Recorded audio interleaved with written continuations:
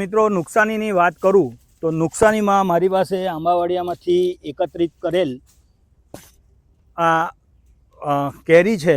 તમે જોઈ શકો છો કે નુકસાનીમાં સૌપ્રથમ નુકસાની કેવી રીતે ઓળખવી કે ભાઈ આ ફળમાખીથી જ થયેલ છે.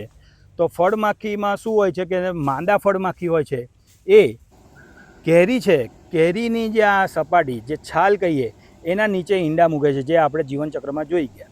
તો એના નીચે ઈંડા મૂકે છે ત્યારે શું થાય છે કે નાના કાણા પડે છે. આ તમે જોઈ શકો છો, આ નાના નાના કાણા દેખાય છે. અહીંયા આ કાણામાંથી રસ ઝરે છે. આ રસ જ્યારે ઝરતો હોય ત્યારે શું થતું હોય, જ્યારે એ અંદર ઈંડા મૂકેલા હોય ને એ ભાગ ફળનો વિકાસ રૂંધાઈ જાય છે, ફળનો વિકાસ થતો નથી અને આ ભાગ પોચો પડી જાય છે. આ તમે જુઓ છો, આ પોચો પડી જાય. તો આ એનું ઉપદ્રવની નિશાની છે, બરાબર, કે સમજી લેવાનું કે ભાઈ આ ફળમાખીથી થયેલ છે.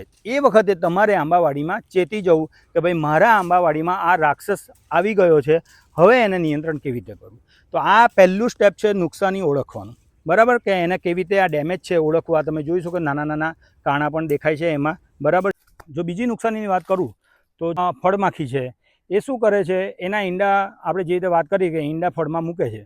તો ઈંડામાંથી શું થશે, થોડીક વારમાં એટલે થોડાક વખત પછી આ ઈંડામાંથી ચોખાના દાણા જેવા નાના મેગટ્સ બહાર નીકળે છે. આ મેગટ્સ કેરીનો અંદરનો ગર્ભ કોરી ખાય છે, એટલે કે જે પલ્પ છે એ કોરી ખાય છે. તો થોડાક સમયમાં એ શું કરશે, ત્યાં કોહવારો પેદા થશે અને અણગમતી વાસ બહાર નીકળતી આવશે. તો તમને એમ લાગશે કે હા યાર થોડુંક દુર્ગંધ જેવું લાગે છે, તો સમજી લેવું કે આ ફળમાખીનો ડેમેજ છે. તો આ રહી વાત નુકસાનીની મિત્રો.